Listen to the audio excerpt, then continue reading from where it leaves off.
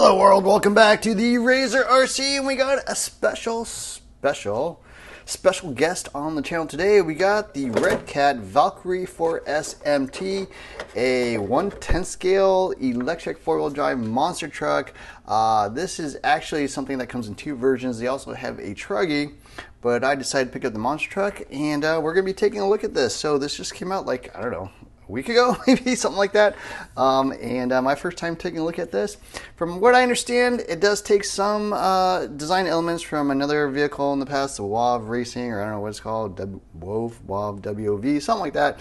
But on the box it says it's designed in Arizona, made in China, so it's for under $300, so $299.99 here in the US. I will have a link in the description below where you can pick one of these up. It does support the channel, but of course, you know, buy it from wherever you like. And yeah, this is pretty exciting because it's 4S capable. It's under $300. It's bigger than a standard 1/10 scale monster truck. So compared to this, I think there'd be things like the Traxxas Max, the Skeeter 4S from Team Corrale, the Creighton 4S from Arma, maybe the Outcast 4S from Arma. So I have all those other vehicles. I'm very familiar with this total class of RC cars, and yeah, it's going to be pretty cool to take a look at that. So here's the body. Definitely, you know, sort of a square Chevy-looking body from like the 80s or whatever. Nice little roll cage here in the back, roof skids, nice reinforcements for the body clips. Forward body clips are fairly difficult to take off, so I did actually angle them. Just makes it a little bit easier to pull off. I recommend doing that. Looks like an antenna tube, actually, access hole there. Interesting. Put that to the side. And then other stuff comes with Redcat RTX4C radio. I have not used one of these before. I would guess it looks a little bit like a FlySky radio, my guess. Does take 4 AA's, 2.4 gigahertz. Actually has a little compartment here so you can store tools, body clips, whatever. Looks like 3 channels, and then a lot of adjustments: steering trim, throttle trim, steering endpoint, which is pretty unusual. And then you've got the channel reversing there, a bind button, a couple of LEDs, on-off switch. No cover or anything like that, but it is recessed, so I don't think you're going to accidentally bump that. But they are all push buttons, so it is digital, I guess. Nice little foam steering wheel. It is angled. Trigger is, you know, probably a little bit on the light screen. LED button, I don't know if that's like a 4th channel. I'm sorry, there's a 4th channel here. And then, yeah, radio, no external antenna. Looks really nice. LED here on the front, so looks pretty good. A little bit of a Volk Racing T37 steering wheel there. Quick start guide is very limited. There's a QR code that doesn't take you anywhere, but there's actually a HTTP link here, so just put that in, Redcat Racing /manuals, and you'll get to the manuals list, and then you can find it for the Valkyrie. So I did take a quick look at that. Not much more information than this, just parts diagrams, stuff like that. So just is the really basic stuff. It is nice that it's color. Tells you how to use the radio, tells you how to turn it on, and then just basic controls. So yeah, that is pretty lightweight. A little manual for the ESC. So this is basically look like a Hobbywing Max 10 ESC. There are some programming options, so as you can see there, a lot of options, including punch, drag brake, brake force, that kind of thing. The BEC, I believe, goes up to 7.4 volts as well, so you crank that up. So yeah, this is pretty much a Hobbywing. Yes, definitely Hobbywing Max 10. Additional stickers you can throw on. You know, the body's got a few stickers on there, a couple things that tell you Redcat Valkyrie MT, but if you want more stickers, you can definitely do that. Now, the truck itself, yes, plastic tub chassis, nice big side guards, prevent dirt and stuff from getting out. Aluminum chassis brace up top, very big, grippy looking tires, very definitely, you know, sort of Badlands style tire. Motor and ESC there. I'm not sure the size of the can. I believe it's like a 1970 kV motor, but it looks like probably like a 36 or yeah, maybe a 40 by 60, 36 by 60, somewhere around there. I'm not 100% sure. Motor mount is aluminum, I believe. A little bit of adjustment screws. Have this pretty interesting little battery adjustment here for different size batteries, so you can move this up and back. Battery straps a little bit on the short side, but they will work with, you know, sort of slimmer 4S packs. Shocks are all plastic. Top cap, bodies, everything is plastic, springs, very beefy screws. So these are like M4 screws, so 4mm screws. You'll need a 2.5mm hex wrench to adjust these. Steering knuckles and stuff look somewhat reminiscent of like an Arma. Plastic drive shafts with steel hinge pins. So a lot of 4mm screws throughout. So definitely pretty beefy, upsized, double wishbone suspension. I don't see any adjustments for camber or track width or cast or anything like that. So just kind of a basher style vehicle. Servo saver on the servo itself. I think it's 35 kilograms. A nice little plastic drag link there. Yeah, center chassis looks pretty cool. I mean, the center diffs all the way in the back, so that's interesting. Gives you a lot of room for the motor, ESC, and different size batteries. Body posts, I think, are adjustable. Yeah, it looks like there's a screw there you can back out and probably raise and lower it a little bit, but they are quite beefy as well. Rear of the vehicle looks somewhat similar to the front, although the upper arms say R here in the back and F there in the front, so I guess they're a little bit different, or maybe you can flip them or something. But the arms, yeah, looks somewhat similar front and back. Oh, they are longer in the rear and shorter there in the front to give you a little bit more room there for the steering links and stuff. But yeah, fairly smooth bottom chassis, a little bit of a dip there for the diffs, but other than that, it looks pretty smooth. Wheelie bar here in the back, very flexible, nice bumpers. The shocks are quite large as well. They look like probably 14, 16mm shocks. Very beefy, so I think they're closer to A scale size than they would be 10 scale size. 17mm wheel hexes, looks like a little screw to cover up the set screw that's in there that holds it on, which is nice because sometimes you get dirt in there and it's hard to clean it out, and then can be difficult to remove the stub axles if you have that issue. Wheels go front or back, so they are non-directional. Interesting that they actually show you an arrow both ways. Never seen that before. A little fan here on the motor, ESC. Yeah, altogether it looks pretty nice little vehicle. Radio looks good, so I'm pretty impressed with what they've been able to package it for under 300 bucks. I don't think there's another 4S car you can get under $300. Maybe like the MJX RC 10208, I guess. But that is, a little bit smaller than this. This is quite large, something closer like the Low C Tenacity MT. Anyone familiar with that, or the Traxxas Max, or something a little bit bigger, almost like an 8-scale buggy, but with monster truck tires. And they call it 10 scale, but definitely a supersized 10 scale. So, anyways, yeah, there's a quick look at the vehicle. Next thing we gotta do is take it out and drive it. Got the Redcat Racing Valkyrie 4S MT out here for its first run. So I do have a 4S Redline Gens Ace battery in there, 6,000 milliamp hours. Did play with the shocks a little bit and took out all the toe in the front. Seems like it's got a ton of steering already. We'll see how it goes. And set the punch to max. Lowered the brakes to 62.5%. Just some adjustments I thought would probably make this truck drive a little bit better on its first run, but we'll see. If I have to make more adjustments, we can do that. But yeah, 4S. Okay, and the steering. Car is pretty loud, I'll say that. Probably needs a little more damping in the rear.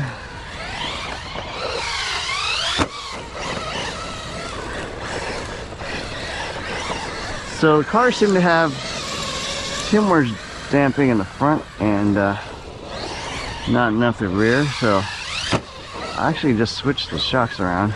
The front shocks on the back on the front, but I left the springs the same, so it's running in the right springs in the right spot, just damping wise.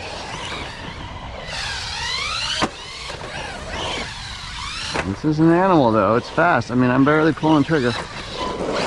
Tons of steering, tons of power, very good traction. So, yeah. Impressive.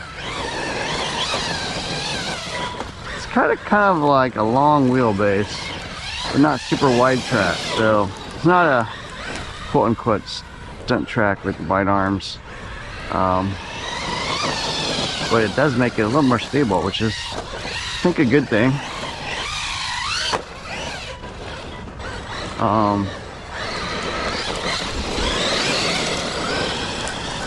Cause yeah, 4S 110 scale can be a bit challenging.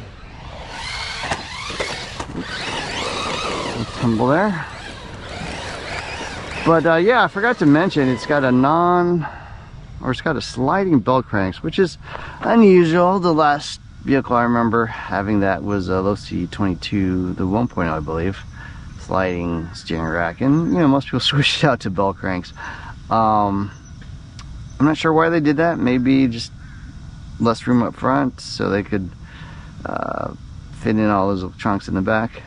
But seems, you know, yeah, a little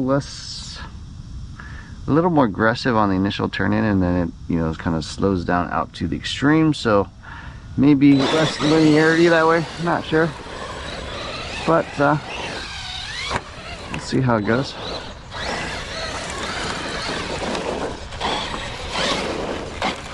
The other thing I'll do is crank up the rear preload a little bit. It does have all plastic shocks, but good traction. Aggressive steering, but I'd say pretty easy to control. And then the price is obviously right. $300. Yeah, it does need a little more damping in the rear though, I'll say that. Let's just do a quick little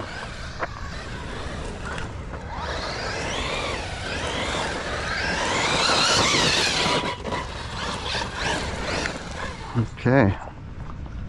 Time for a little bigger jump, huh?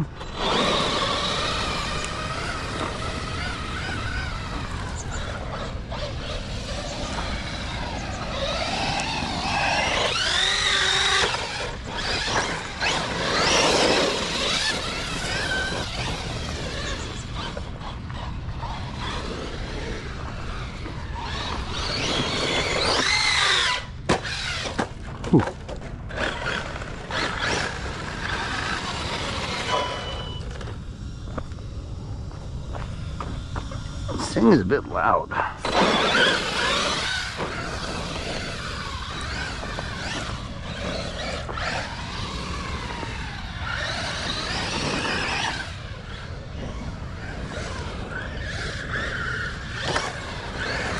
had some difficulty with traction up here in this part.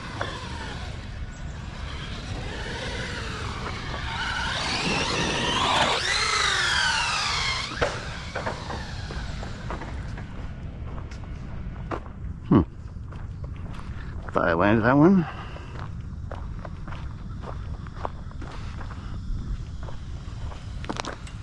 A lot of rocks here.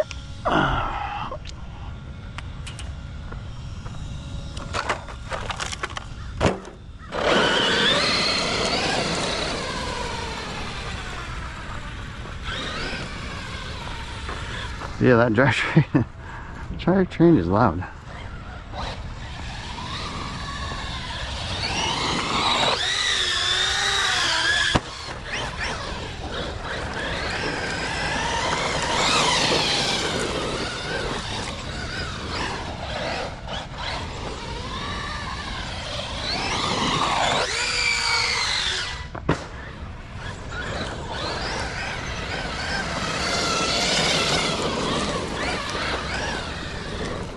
We're looking like we're in the 1.5 club there.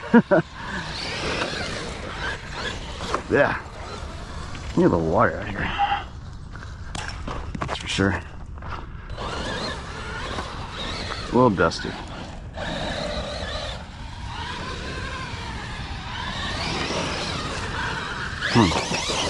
Traction. Struggling a bit. This hard packed dry stuff.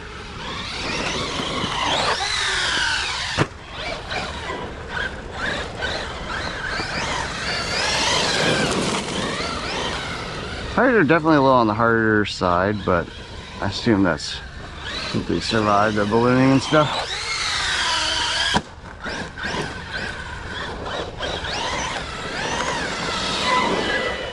Let's take a quick look at the truck. Oh, broke a shock shaft there.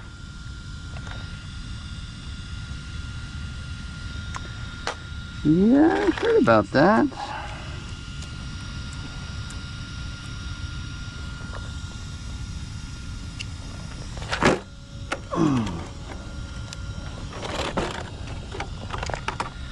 Well, yeah, I think it was that one, maybe cartwheel, I'm not really sure. Seemed a little odd after that. But yeah, got a broken shock shaft. Well, that was it for that. Everything else, oh, got a little bit of a crack here in the body. I think where it popped over the skid plate there, but yeah, I didn't think that crash was too bad, but looks like I think there's a little bit of a known issue with the shock shafts. So yeah, let's see. But there it is. First run of the Redcat Valkyrie MT4S. And you just need some new shock shafts and a little bit of design thing, I guess. But I hope you enjoyed this video. Don't forget to hit the like, share, subscribe buttons. Look for more videos soon. Thanks for watching.